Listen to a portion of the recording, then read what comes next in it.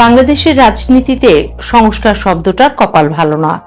এদেশে সংস্কার শুনলেই মানুষ ভাবে বুঝি আবার নতুন করে কোনো কমিশন বসবে, কয়েকজন সাদা চুলের ভদ্রলোক বিদেশ থেকে এসে ফাইলের উপর ফাইল সাজাবেন, চা খেতে খেতে জাতির ভবিষ্যৎ নির্ধারণ করবেন, আর জনগণ বাজারে গিয়ে দেখবে আলুর দাম আবারও বেড়েছে।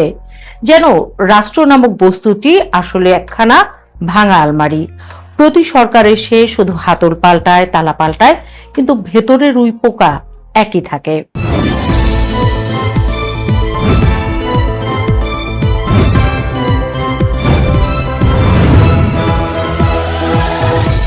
পাঁচ আগস্টের পর বাংলাদেশের রাজনীতিতে ঠিক এই নাটকটাই শুরু হয়েছিল।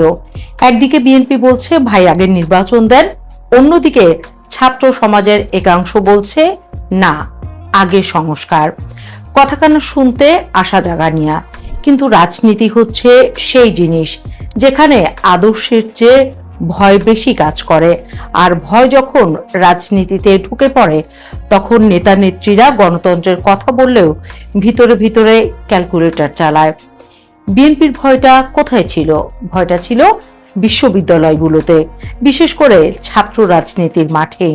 বহু বছর ধরে যে জায়গাগুলো তারা নিজেদের প্রাকৃতিক এলাকা ভাবত, সেখানে জামায়াত সমর্থিত ছাত্র শিবির নতুন করে শক্তি দেখাতে শুরু করেছে। ক্যাম্পাসের সংগঠন, অনলাইন প্রচারণা, মাঠের কর্মী সব মিলিয়ে শিবির এমনভাবে ফিরে আসছিল যেন বহুদিন পর মঞ্চে নামা কোনো পুরনো অভিনেতা আবার দর্শকের হাততালি পাচ্ছে। বিএনপি বুঝে গেল সময় যত যাবে মাঠ তত বদলাবে, আর মাঠ বদলালে ভোটের অঙ্ক বদলাবে। তাই তারা দ্রুত নির্বাচনের জন্য চাপ বাড়াতে লাগলো। এমন চাপ যেন বিয়ে বাড়িতে কোনো পক্ষ বারবার জিজ্ঞেস করছে কাবিন হবে কবে, কারণ তাদের মনে হচ্ছিল সময় বেশি গেলে ভালো পাত্রটা হাতছাড়া হয়ে যেতে পারে। অন্যদিকে ডক্টর ইউনূসের অন্তর্বর্তী সরকার শুরু থেকে এক ধরনের নৈতিক উচ্চভূমি দখল করতে চাইল। বিমানবন্দরে নেমেই তিনি জুলাই গণ অভ্যুত্থানের সব কৃতিত্ব ছাত্রদের দিয়ে দিলেন, যেন বাংলাদেশের বাকি মানুষ তখন ছাদে দাঁড়িয়ে শুধু আতশবাজি দেখছিল। অথচ বাস্তবতা হলো দীর্ঘ 17 বছর ধরে বিএনপি সহ বিরোধী দলগুলোর হাজার হাজার নেতাকর্মী জেল খেটেছেন, গুম হয়েছেন, নির্যাতন সহ্য করেছে। ভোটাধিকার প্রশ্নে একটা দীর্ঘ রাজনৈতিক সংগ্রাম ছিল, কিন্তু ইউনূস প্রথম দিনেই এমন এক বয়ান দাঁড় করালেন যেখানে ছাত্ররাই যেন সবকিছুর একমাত্র মালিক। এখানেই রাজনীতির প্রথম ফাটল।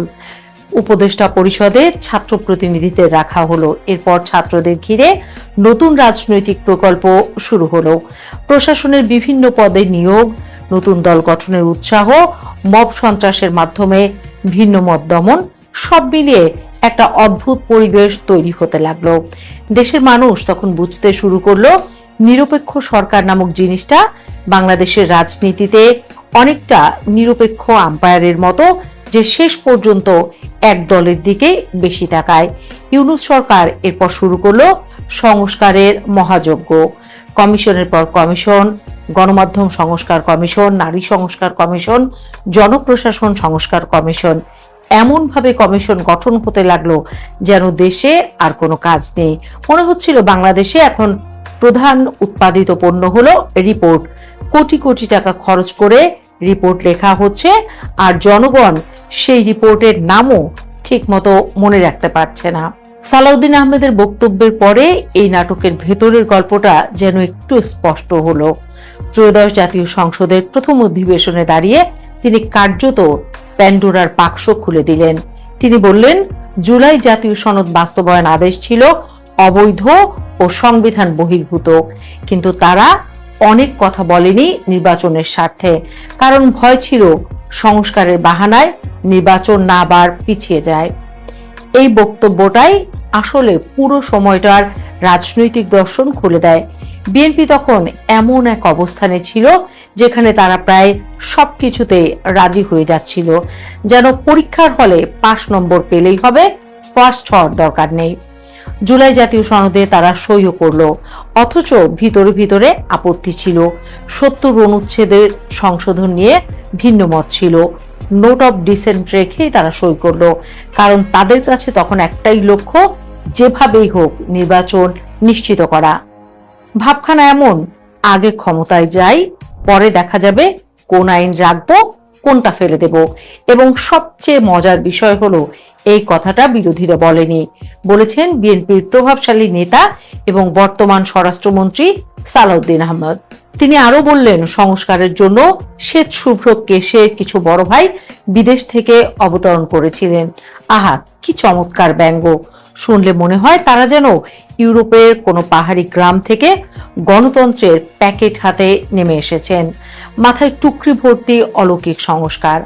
বাংলাদেশের রাজনীতি দেখলে মাঝে মাঝে সত্যি মনে হয় এখানে বুদ্ধিজীবীরা রাজনীতিকে ল্যাবরেটরির ব্যাঙ ভাবে। বাস্তবতা, জনমত, অর্থনীতি এসব তাদের মাথা ব্যথা না। তারা কাগজে সুন্দর একটা মডেল বানালেই খুশি। কিন্তু রাজনীতি কাগজে চলে না, রাজনীতি চলে ক্ষমতার হিসাব দিয়ে। সালাউদ্দিন আহমেদ আরো এক ধাপ এগিয়ে বললেন, অন্তর্বর্তী সরকারের ভেতরে বাইরে দুই দলের সমর্থন ছিল। এক দল ছিল যমুনার অভ্যন্তরে, আরেক দল যমুনার কিনারে। এই এক লাইনে পুরো সময়টার রাজনৈতিক রসায়ন ধরা পড়ে গেছে। ক্ষমতার করিডোরে তখন এমন এক অদ্ভুত জোট তৈরি হয়েছিল যেখানে ছাত্র, সুশীল, জামায়াত এবং প্রশাসনিক গোষ্ঠীর একাংশ সবাই কোনো না কোনোভাবে ইউনূস সরকারের দীর্ঘস্থায়িত্বে আগ্রহী হয়ে উঠেছিল। কারণ নির্বাচন হয়ে গেলে খেলা শেষ। নির্বাচন মানে জনগণের হাতে সিদ্ধান্ত চলে যাওয়া। আর বাংলাদেশের অভিজাত রাজনৈতিক প্রকৌশলীরা জনগণকে খুব একটা বিশ্বাস করেন না। তারা জনগণকে ভালোবাসেন বক্তৃতায়, কিন্তু ভয় পান ব্যালট বাক্সে।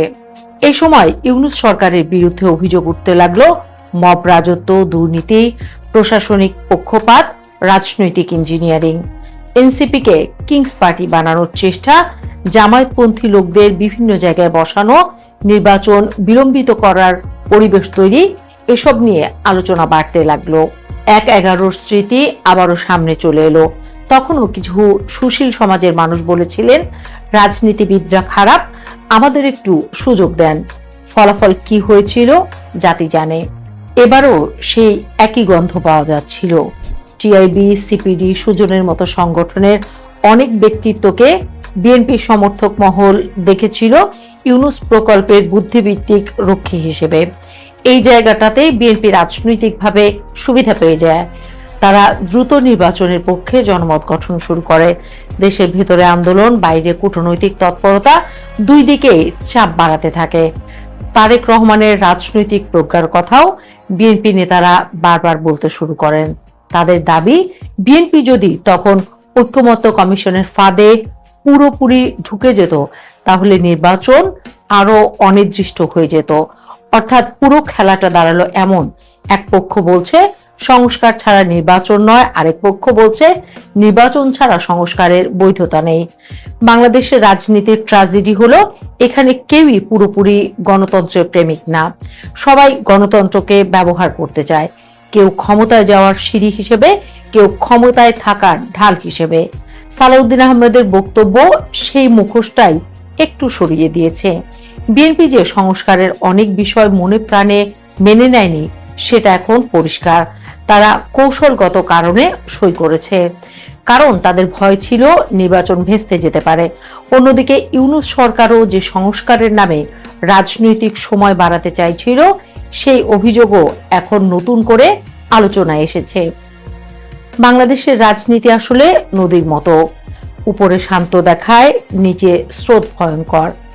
আজ যারা সংস্কারের কথা বলে, কাল তারাই ক্ষমতায় গিয়ে সেই সংস্কার ভুলে যায়। আর যারা নির্বাচনের জন্য ব্যাকুল, কাল তারাই বিরোধীদের জন্য নির্বাচন কঠিন করে তোলে। এদেশের রাজনীতিতে নীতির চেয়ে প্রয়োজন বড়, আর আদর্শের চেয়ে সময় জ্ঞান বেশি মূল্যবান। শেষ পর্যন্ত জনগণ শুধু একটাই জিনিস দেখে, কে ক্ষমতায় গেল আর ক্ষমতায় গিয়ে কি করলো। বাকিটা ইতিহাসের বইয়ে লেখা থাকে, আর ইতিহাসের বই বাংলাদেশে সাধারণত কেউ পড়ে না।